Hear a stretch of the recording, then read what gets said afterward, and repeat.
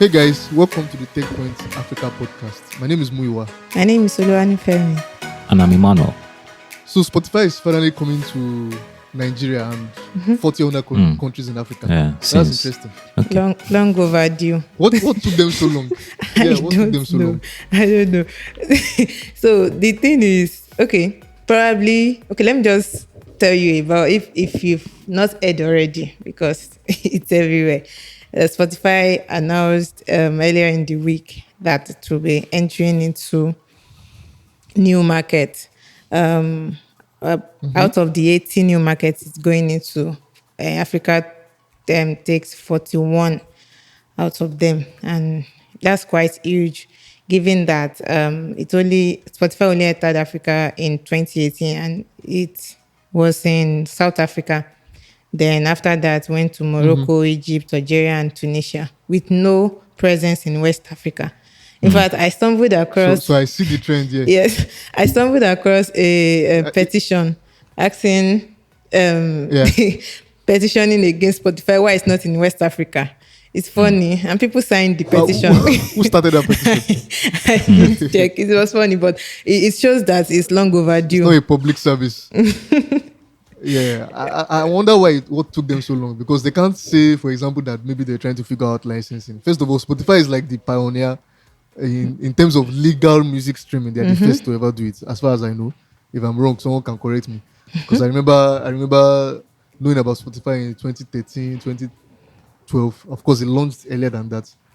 So I'm just surprised, because in between then, Deezer came, the French company. Deezer came, I think, 2013 or 2014.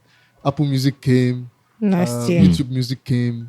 2015, And, rather. YouTube Music came last year. No, YouTube Music was last year. Yes, Apple Music was YouTube Music was- 2015. Yeah. And then which other one? Oh, then the Boomplay came, the transition backbone. So what took Spotify so For so me, long? I don't even I get it. think that. Okay, go on, please. Go ahead, Emmanuel. Yeah, so for me, I think it felt weird because I've already been using. Let me just confess, I've been using Spotify in Nigeria. Via VPN. All you VPN like- people. Oh, They must have seen the numbers.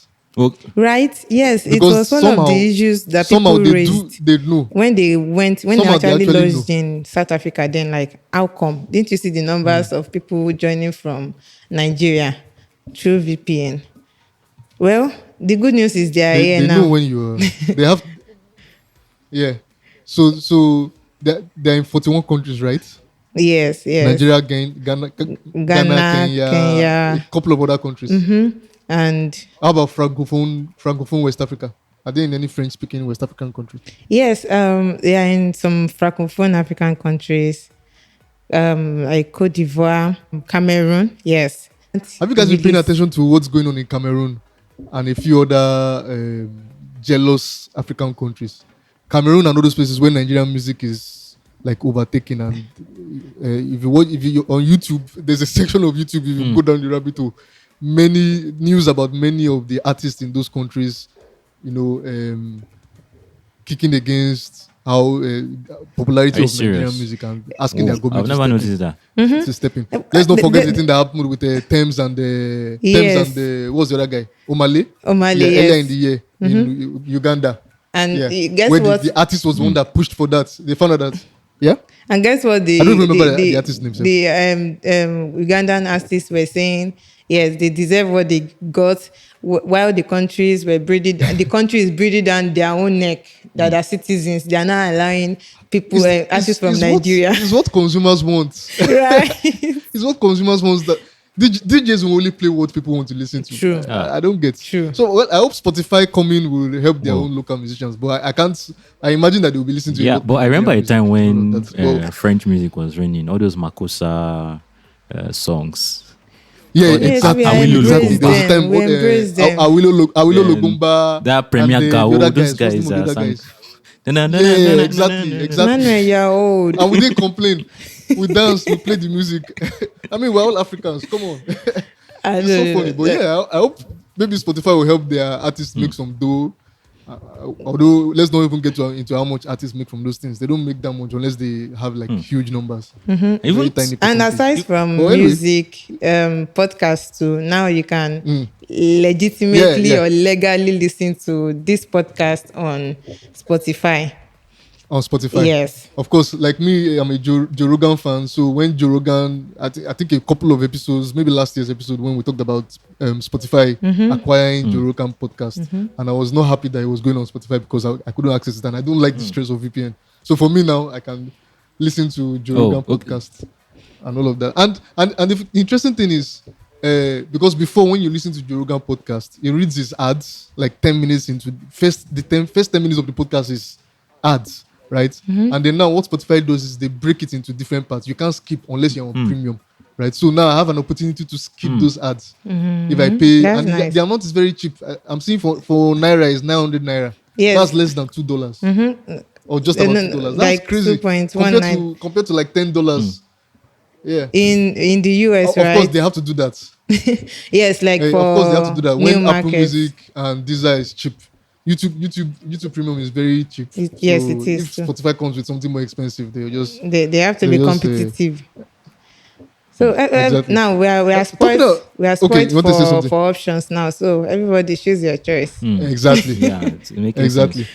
But speaking about price and how cheap Spotify's premium plan is and all of that, one other, like, should I say, hurdle to Africans getting on the internet or getting on Spotify, for example, to pay that money. First of all, aside paying that money, they are going to pay for the data they are going to use to stream or Yeah. download this content. Right. And we are hearing, according to a report, Emmanuel, you Yeah, just so- published, Nigeria doesn't have the most affordable Yeah, internet. I, How so? it's quite surprising. It said a report by Surfshark, they are a VPN, a virtual private network company, and they said Nigeria Okay. has the least affordable mobile internet in the world. That's in the the whole They world. ranked Wow. 85 countries. That's Okay. like What's their methodology? So- Because we have a report the other time that said Nigeria had the most Yes, affordable. That was about 3 most years ago. affordable in Africa. That was by the Economics Intelligence Unit. And the crazy thing is, their methodologies were similar. So this company uses, they divided the cost of the cheapest mobile data network by your average hourly income in Nigeria. So they brought it down to like minutes or hours. So the average hourly income in Nigeria, they Okay. divided the cost of the cheapest mobile data by the average hourly income, and that's how they got the factor for the pricing in Nigeria. And the economist that states that's even till now in 2020, I just checked the report, and Nigeria is still ranking the highest in Africa in terms of affordability. So who do we It's- believe? I think we should believe the average Nigerian. What they feel in their pockets. And it's very, very weird. The economist uses average monthly income. This one uses average hourly income. So the methodology is not so different. So I tried to ask if they consider different kinds of income. Is it just average monthly income? Did you consider minimum wage? Did you consider per capita income? A lot of things that you could have considered. But yeah, I asked them, but they are still yet to respond. And I even pointed out. Oh, okay. So I'll do a you follow up on how this happened. What's causing the discrepancy? And I even mentioned it in the article. So it's a weird thing. We are 85 out of 85, and it said it would take the average Nigerian about how many minutes? Yes, it would take them 27 minutes 55 seconds to be able to afford 1 gig of data. Then for broad, Or work. So to walk, they will have to walk yes, for 27 minutes. Then and the global average is just 10 minutes. In fact, in Israel, you just have to work for like 17 seconds, and you're good to go. Wow. To be able Yeah, to be able that's to the afford 1 cheapest. gig of data. That's I'm covering That's my interesting. face. Well, I'm leaning more towards this report than the economic. Economist. What do you call the other one? The Economist. Oh yeah, DD Economist. The same. The Economics magazine. Intelligence Oh, okay. Unit. Yeah, so I'm leaning towards this one more than that one because I mean, you look at the average Nigerian. Yes, data has gotten relatively cheaper. You could even get 1 gig for 500 naira depending on the plan you are on. But for a lot of people, that's still a big deal. So people are still waiting for Yeah. promo data. Right. Let's not forget when MTN released their figures a few years back. I think Yeah. that was 2 years ago. Yeah. I can't remember, but we'll put a Yeah. link to that Almost article in the 50%. episode notes where, more Yeah. than 50%, right, of people were what they call incidental data. That's people who didn't Who even know they reach use data. Maybe who load recharge 100 card naira, and they bought 100 naira give them airtime, and they 20 got 10 MB. MB free, and the data was on, and it just went. Here you get. So like a huge percentage of MTN's users, internet users, are people like that. They just loaded their time and then they got 10 MB and the thing just finished. So I'm leaning towards more this report, but we'll follow. Yeah, you should follow up, and then we'll put a link to that, to the episode notes. So let's move to the major stories of today. Startup funding news. We like to this plenty good news. Plenty startups raising money Right. all over Africa. Some of them are not even African; they're Africa focused. But so Nifemi, tell us Yes. about all of them. Yes, the big one. Let's start with the big one. It's API fintech startup in the news again. If you remember, we mentioned last week. This API fintech guys, Like they're on a roll. that's the new hot thing now. It is. It I'm really scared is. for Doing them, API but now. yeah, it's fine. I'm scared.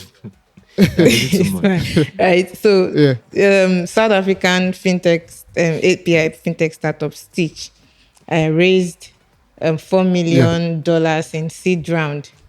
It happened on Thursday, and it's coming at a time where Mono, there's Okra, there's Pygmy recently too that raised in pre-seed. Yeah. They raised pre-seed in huge figures, and this company has always focused on the South African market, and the founders have always been playing in the API fintech field. Interestingly, they've also worked with other startups like Root. Root also deals with API the API fintech. So the plan is to improve their product and add new offerings to what they currently offer, and it points to the fact that when it involves money, there's always problem to be solved. When API startup will help you, this particular startup will help you keep track of your budget. It helps you keep track of your personal finances, and other companies also. Oh, so they're dealing with consumers. Yes, and also not businesses. both businesses like B2B and B2C. So yes, So consumers can also hook up to the API. yes, yes, Oh, that's different. That's different. for a fixed fee. I'm not sure how that will work It's out. sounding weird. Oh, so you pay a subscription Yes, fee yes, monthly. subscription fee. Interesting. So I'll have to read more on that. We'll put the link in the episode notes. yeah. yes, so That's and interesting. so moving away from API startup from fintech, there's an Angolan crowdfunding startup. There raised $50,000. So the startup says it's part So of. they're like a Kickstart. Kickstart, the US based. Is it US based stuff? The same crowdfund, they do the same Yes. thing. They're like Kickstarts. That's what I'm saying. Okay. Yeah. So the $50,000 is part of a pre-seed round. So they are still in the process of raising the pre-seed rounds, but this is a part of it. This was led by. Oh, they just announced this one for now. Yes. It's done by a group of local angel investors. So the plan for this is to help to. Okay, this company has been around since 2017, and investors, entrepreneurs just come on board and they take 5% commission on every amount raised. Like a startup, when you come on board and you request for a particular amount, they only take a commission, or they give you the fund if you are able to raise the total fund you requested for. So Yeah, just like how Kickstart does it. Yeah. so they will take a 5% commission on the amount raised while you give rewards to investors. So with this raise, and by the time they complete the pre-seed, they will improve on their IP of the platform, and they will move away from just rewards to giving investors equity on the startup they invest in. So So this is sounding a lot like there's this new platform. Okay, it's not. So what I'm listening to, what I'm hearing now, Daya is not like Kickstart actually. Kickstart is for you're starting a project. Daya is sounding like Republic. This US based one, Republic.co. They do the exact same thing. So you can invest in startups, mostly US based startups, and the minimum you can put is $100, and then they give equity in return. I think that's the website republic.co if I'm not mistaken. Before we end this Yeah, podcast, I republic.co. will remember the name. But Yeah, it has to yeah, do I with check it every day. Yeah, Yeah, I'm yeah. even working on something Okay. related to how. Oh, okay, cool. So these days you can go there and so sorry. You know we're virtual, so I didn't Yeah, know yeah. you were So talking. I Go said on. I was even working on. I'm even working on something that allows a platform like republic.co to function very, very well. I mean, in crowdfunding in Nigeria, it's mostly agriculture and all of that that they use it for. But republic.co is like Yeah. a you can invest, I think, as low as $100, right? Yeah, and they keep sending me a Yes. lot of startups. I was like, God, when? But you know it's different in the case it's different from the agro crowdfunding where in that one you're getting an interest back. But Republic of Blue is giving you equity, so that's a security. That's a security exchange kind of. So if that kind of thing is going to work in Nigeria, it's going to be hard because of the regulation around crowdfunding in Nigeria. I was going to ask you that do you know about regulation in Angola about crowdfunding? You know, Or I've have you not paid paid attention to it attention to yet, that? and I will look at it. I'll try and Oh, look at it. Angola is South we are African, right? Yeah, I think yeah. So Angola is Central Central Africa, Africa. Central. right? I think, yeah, or East, Yes. kind of close to Oh, East. okay. Yeah, yeah.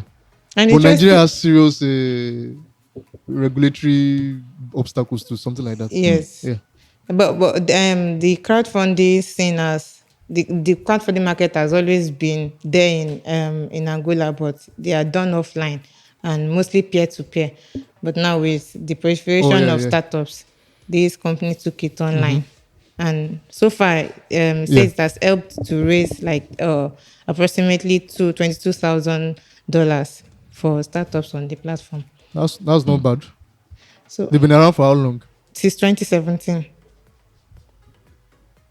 Yeah. Oh, okay. Well, that's small then. But anyway, it's Angola. I mean, the tech market there is not that big, It's so not that big, yes. that's good.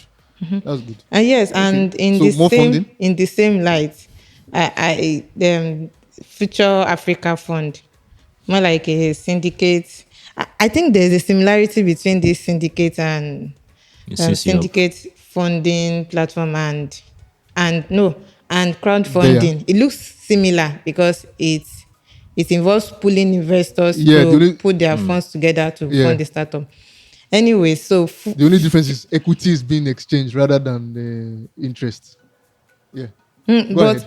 but crowdfunding they have different forms of reward, right? If I'm right, yes. Is usually they are paying you back with interest.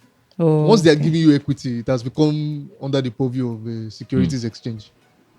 Okay. Okay, so Yeah. tell If me I'm, is becoming a recurrent name when you talk about getting funding. yeah. Is it Temi or Temai? Okay. TERMI. I don't even know Okay. how it's pronounced. We'll ask Emmanuel after Bolade, this. we have to come and help me out with that. So tell me, a communication platform as a service raised an undisclosed amount and from Future They keep Africa, raising like almost every year. right? Yeah. And and okay, the CEO Emmanuel Bolade in a when I asked him, he said this is just a part of a bigger round that the startup will announce later. So Oh. they are keeping the amount under the So why radar are they now. not announcing this one? It's The last part time of they a raised bigger 30,000 fund. from Future Hub. Oh, okay. So it's like a rolling. They are Yeah, still yes. raising, Yes, Yeah. they are still in the kind of. process. They are YC backed, right? Yes, Yes, yes. yes. Just last year, they graduated from, I believe, is the Oh, okay. winter batch of Okay. YC. And yes, okay. So yes, so far we guess that whatever it is they got from Future Africa should be between 50K to 250K, because looking at Future Fund's past portfolio startups. Anyways, Yeah. the company will probably use it to improve its platform. So The platform has always, Temis APIs have always helped digital companies to communicate with their customers via their platform. So something that So they're Temi like a wants. Twilio for Africa, kind of.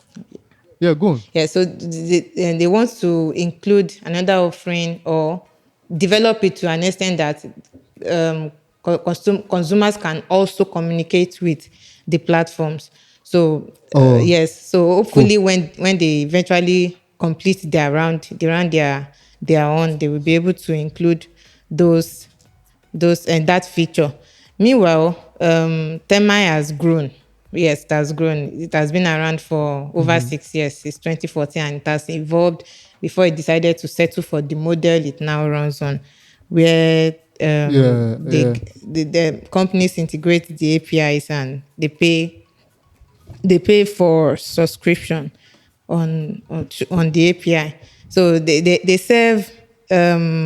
I guess there are a number of companies, popular companies they serve like Ilium Health, Chaka, Pesta, Great Power, Yasser, and I think in Egypt. So we wish them well. Wish them well. They are getting better and better, and Yeah, all the starting best to from the them. bottom. Now they are here. All the best to them. Right. When they started, they were positioned like a Slack competitor, but now they are more like a Twilio For for Africa. Africa, kind of. So yeah, good stuff. We have Good grown. to see how they're progressing over the years. Yeah. Any other funding news? No, none again. But I remember that we are preparing for another session of startup school. Yeah, yeah. Emmanuel. Tech Point Startup School Hmm. Yes, the in last Port one Harcourt. was held in Lagos Yeah. before the pandemic, right? And I think one was supposed to hold just about the time the pandemic started. Yeah, yeah. It still held. It was done Probably. virtually. It was done virtually. It held. Yes, So this yes, virtually, so this is the virtually. third edition. This time it's going to be in Port Harcourt. We ran a survey last year. Or no, yeah, last year, and the response was good. So this one is going to Port Harcourt. We have instructors like Ezekiel Amefula, CEO of Palm Drive, the ride-hailing company in Port Harcourt. I've used it before. There's no Uber in Port Harcourt, so Palm Drive is the one ruling, and the other one. Forgive me, the other two that are in Port Harcourt that I can't remember. I'm sorry. The Uche and Iches of Startup South, Precious, Chukuduna of Chigisoft, Ayobami, Teriba. Is it Teriba or Teriba? Ingressive and Adiremi Fagomi. That's a publishing partner with TechPoint. They're a law firm. So they're going to teach how you can find. It's targeted at early stage startups. They teach how you can find a co-founder. How can you create a founding team? Learn organizational structure. How to set up a board. Deciding when to bring a board of And directors. How to position for and a most pre-series. importantly, legal frameworks. Exactly, all of that. So it's taking place between the 14th of April and 16th of April 2021 this year. Limited seats because, of course, we have to be safe. So less than COVID-19. we all know the government's rule for the maximum amount of people gathering. So it's better you grab it now. We'll put a link to it in the episode notes or the description wherever you're listening, so that you can click and go and register. You have to do it now because limited seats. Okay, so let's move on to And if other you stuff. feel your city also deserves startup school, you can Yeah, reach out to a contact if I in the link that we will put there. oh, Yes. we can just go ahead and say if I at Tech Point Africa, we Okay, can if I reach out at to him. techpoint.africa. So if you feel startup school should also come to, because we've done two in Lagos, we're doing one in Port Harcourt. If you think your city Lagos. needs a startup school, so reach out to him and explaining why. All right, so next story, We'll make it Jumia. Well, let's leave startups and enter the guys who have IPO'd, the big boys, the unicorns or whatever. Are they still Big unicorn boys, anyway? right? Jumia released their Yeah, earnings yeah, for yeah. 2020. And Emmanuel went through all of that. Yeah. So is it good news, bad news? Yeah, so yeah, it was more of a mixed year for Jumia 2020. I mean, they kept on reducing their losses and they increased gross profit. And in fact, let me just run through. So, gross profit increased by 12.5% in 2020. Their adjusted EBITDA loss decreased by 47.1%.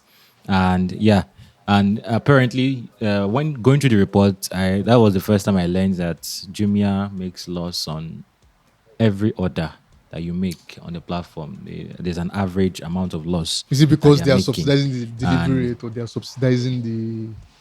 What are they subsidizing that is making them make a loss? I'm not really sure, but I think it's it has to do with So fulfillment delivery. for the most Yes, part. because their delivery is Yeah, delivery. ridiculously cheap. But I used to think it was because they had scale, so they could afford to like economics of scale. Yeah. Yeah. Okay. Yeah, so that's they were able to reduce the losses they make on that. They were able to find a way to monetize the delivery, shift some fulfillment costs to the sellers and of Yeah. course the buyers. Then Jumia Pay, of course, increased by 26.9 they keep percent, and they keep using that according one to to the pacify us. Jumia, Hey, we're not doing so well. But look at Jumia Pay. Woo, We Jumia know Pay. their secrets. We know their secrets. yeah, so 58% more of their customers use Jumia Pay to make purchases on the platform. But they're not so good. Like when you compare the figures with what they did in 2019, you will see that it was a slower growth for them overall. Their active consumers increased by just 12%, but in 2019, it increased by 54%. And orders on the platform dropped Even with Black Friday. 3% compared to a 50, even with Black Friday and all of that, compared to 54% So growth in they're still 2019. making loss. Then revenue, Losses. yeah, kinda. I don't know if Then I should revenue say this, declined but 12%, and I have weird feelings about Black Fridays. I don't know. I don't know Yeah, we all do. if yeah, We all know we the all do, right. Okay, it's not we know only the me. charade that is Black Okay, Friday. We do. Everybody knows. okay. Let's move on then. yeah. So off your mic, please. Thank you. So yeah, that's revenue decline compared to 70% increase in 2019. So it's they could have done a lot Yeah. worse. That's the thing, and but I think it's encouraging. They are cutting down on expenses, on promotional intensity. I think we've noticed a trend in 2019 that where they've switched from consumer electronics, gadgets, and all of that to fast-moving consumer goods. So I even did a piece around fast-moving consumer goods that time and why Jumia is focusing on everyday items, things that will keep bringing in traffic. So if you buy a phone now, like I bought my phone on Jumia, and in the next 1 or 2 years I don't change my phone.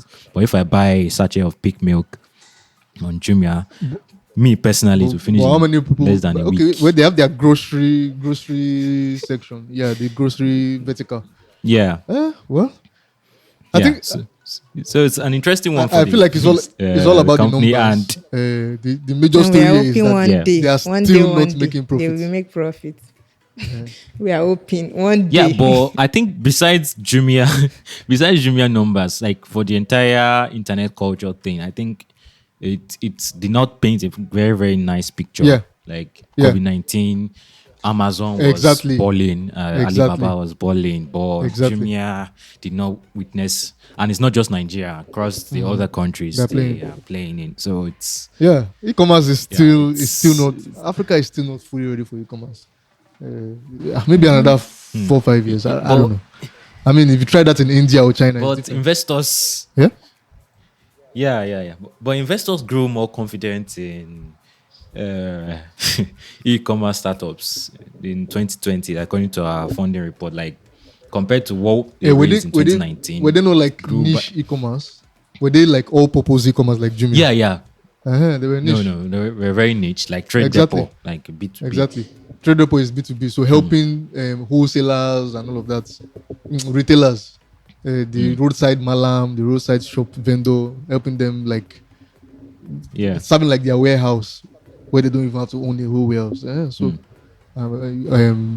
purchasing for them on their purchasing in large scale on their behalf, so um, s- cheaper stuff and all of that. Yeah. So yeah. Anyway, So, but what if social commerce was eating into of Jumia's market course, we share? can't Just track a that. thought, like WhatsApp, Instagram, yeah, of Instagram, course all we those can't track that, guys. which is why players like Sandy and GIG Go are trying to play into that, trying to prepare for when Facebook. But once Facebook decides to activate that thing and make it native, I don't know what's going to happen. I have no idea. But right now we can't track anything. All the sales that happen on WhatsApp and Instagram, we can't track them. Those guys, see whether you're in media, Facebook, and Facebook is your competitor, Google is your competitor. You're in e-commerce, Facebook is your competitor. It's crazy. Those guys are something else. Everything. You are in media, Twitter is your competitor. Yeah. Speaking about e-commerce in Africa and all of that, is reminding me about we're looking at the larger picture and what could be the factors for why e-commerce is not yet picking up in Africa. So aside capital, aside purchasing power, and that thing could be access to the internet. And there's a report about how internet censorship in Africa, what it cost the continent last year. Nifemi, you did last year. yeah. Yes. Thing is, most of the all I would say all at least as they were captured by top 10 VPN, a digital security company, digital privacy company rather, as it's reported, they are all government led, and Yeah. in 2020, it cost sub-Saharan African $237 million. That's a lot of money. How did they come up to that amount? What's Yes. their methodology? So they compare when they are considering national internet disruptions. They compare what was lost during that period to the nation's GDP, like how Okay. much should have been earned normally during that period compared to what people do online, what people make online. And also when it has to do with region, they also compared the region's GDP when they deduct it from the national GDP. That's how much the region lost during the period that the internet was shut down.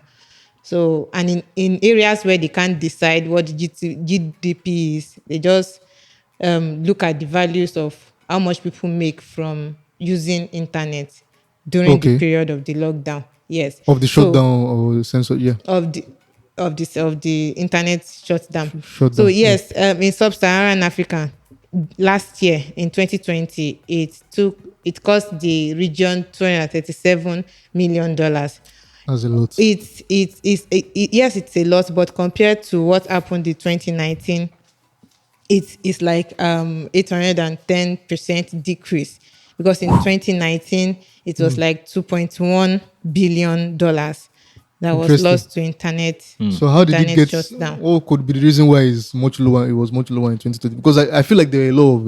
When was the Uganda election? That was this year or last year? Yes, it was this year in January. Just Oh, okay. January. But yeah, there There were was lots of protests EndSARS and all, campaigns but leading up. there was no international Yes. in Nigeria anyway. And yes, there was no internet Yeah, shutdown. yeah. But in Uganda, I think there were a lot of protests and campaigns leading up to Yeah, the last year. elections. Interestingly, Yeah. Uganda didn't Yeah, make that's the it. list of the top 21 countries in the world. I thought it was Didn't- censorship they were covering, not just shutdown. Because I mean, in Uganda they have the social media tax that they have to pay. Okay, well, it's not the country. They actually cover. What they cover is the amount lost during censorship, during Okay. shutdown, either social media shutdown or total internet shutdown. And yes, the reasons why these countries shut down the internet, it didn't change. Maybe because of election, or because of social unrest, or because of protest, or because of examination malpractice. I will never be able to wrap my mind around that. I That's don't utopia. know why. That's Ethiopia. Exam my party. Like it's You even guys- in you guys are Chad, cheats. it's I don't understand for a reason like But that. it's so weird. Like It's very weird. I can't Google has answers to everything until you want to write exam or do exam assignment. right. Anyways, countries that made the list in Africa include Ethiopia. We have Ethiopia. We have sorry about that. Ethiopia, we have Chad, we have Sudan, we have Togo, we have yes, we have Guinea too. Guinea also made the list in sub-Saharan Africa. It's quite interesting Sorry, that Yeah, Okay. you want to say something? No, no, no. I thought you said something I didn't hear. Hope you are still. Okay. It's quite interesting that Nigeria, there was no internet shutdown. Not that I'm praying for it, but I'm surprised based on all the things that happened last year. I'm really surprised. And Happiness. Yeah. of course, there was the digital rights bill that the president refused to sign. And then there was the social media bill that was protested. I'm just surprised, like, because I don't feel like we're The any better thing than is, these countries that you've mentioned in terms of I digital think those rights. countries have a reputation. So it's easier for them to, and the kind of government they run in those countries too. Probably a president that is already using more than 20 years in power. So they have a lot of power when it comes to regulating or moderating internet, as they call it, because we are yet to draw the line between what moderation is and what censorship is. Because if Yeah, you feel like, oh, probably, I think what happened in, was it Chad, when a musician was murdered, and you are like, let's shut down the internet because we don't want people to spread share, misinformation. What spread does mis. that even mean? And that Interesting. went on Was for it? months. What does Oh, that mean? was the government suspected in the murder? Was the person assassinated? Probably. Oh, Probably. So it's it's really for sad. countries that already have the reputation. It is quick for them to just take that step. But for Nigeria that has not experienced it before, they have what puts them back, especially with the way people oppose the social media bill. Yeah, Where our big up stakeholders, Yeah. yes. to So Paradigm Initiative. Enough is enough. I may not be remembering a few of them, but Yeah. That they've always put the government on their toes. So yes, we I'm have sure to it's crossing the acknowledge mind them. of the government.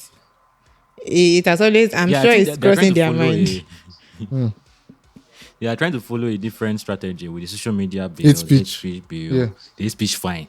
Then there are two different bills at the same time in the assembly, passed reading record time. Then the one Online for media. online media we The, discussed the one for journalists that is that last is week. seems to be targeted at online media. Yeah.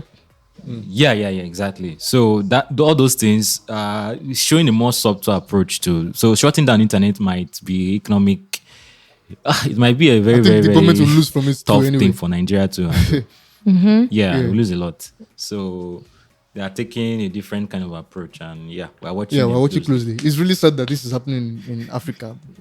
I don't know anywhere else in the world where it's happening. I can't imagine it happening in Yes, India Africa, or anywhere in the it's West. happening in Africa, Asia, the Middle East, The Middle Europe, East, and yeah. some part of North America. Europe, which Those areas are which like, which which Oh, European countries? is it Eastern Yeah, Europe or exactly. I'm something? wondering. Maybe like Russia or something. When you say Europe, I'm no, shocked. Or okay, there are some strange names here. Okay, but I mentioned there is is it there's Yemen, there's Uzbekistan? Belarus. Oh, okay. Okay, Okay. Yemen. Yes, Belarus. Yemen, Yeah, Yeah, yeah, okay. Azerbaijan. I don't know how to Interest. pronounce that. There's Azerbaijan. Venezuela too. Azerbaijan. Azerbaijan. Azerbaijan. Yes, No, and Venezuela is South Kyrgyzstan. American. Oh God, these Ve- countries. Uzbekistan. There's that one starts Yeah. with K. Yes, Uzbekistan. Chris. Uzbekistan. No. It's the Okay. the one with K. Kyrgyzstan. Yes, Oh, Kyrgyzstan. yes, okay. that. All those ones are the ones that Kyrgyzstan broke and out from the something. USSR, right? If I'm not mistaken.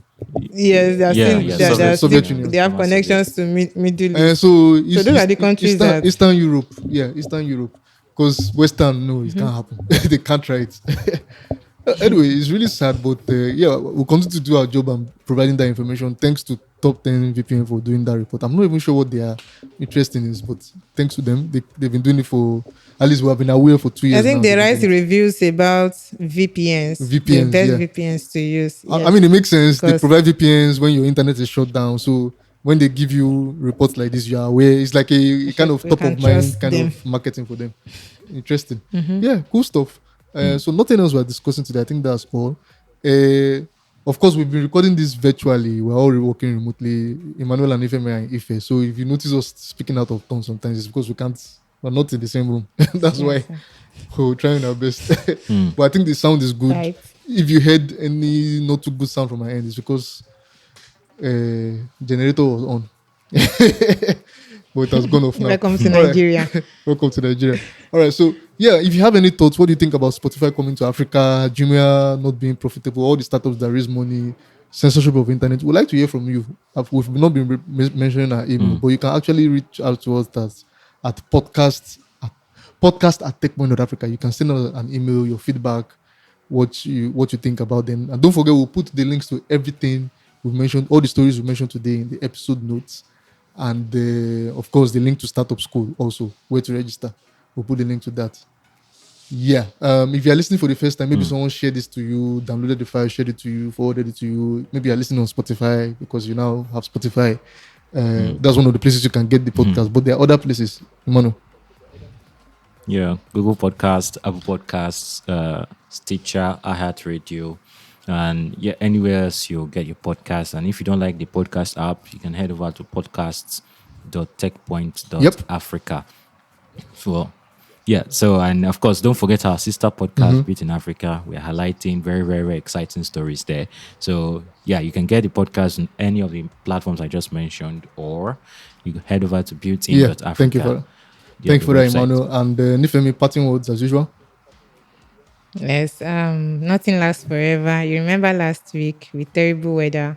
Now it has gotten better. We're back to the heat, at least in Nigeria. In my part of Nigeria. That's so nothing surprise lasts Hamatan. forever. Whatever it is, yes, surprise Hamatan. Whatever it is you are going through, hold on, hold out. Yeah. Everything will be gone. Yeah, that even reminds me. Yeah. Yeah, that even reminds me. We're hosting a Of digital course, currency summit yes. on March March 25. Right. Yeah, and yeah, if you've been online, you would have seen Governor Emefiele, the CBN governor, God. with Roll Uncle lines, Murphy. roll. I'm rolling my eyes saying, right Uncle Murphy on the saying beat. cryptocurrency Out was of thin created air. out of thin now. As if that's air not what fiat Oh, currency by Lord. is. people. That's exactly what fiat currency is. Like what was not what is not created out of thin air. No, I mean before In the before beginning. 1971, So yeah, money was tied to gold Even in the beginning. or something Everything physical. came yeah, out yeah, of gold, thin yeah. air. But now it's from thin air, so it's not different. In fact, one could argue that cryptocurrency is more a currency than Has more intrinsic than value. fiat Yeah. money. Because fiat money is just you just print paper and government says this paper that we printed it has value.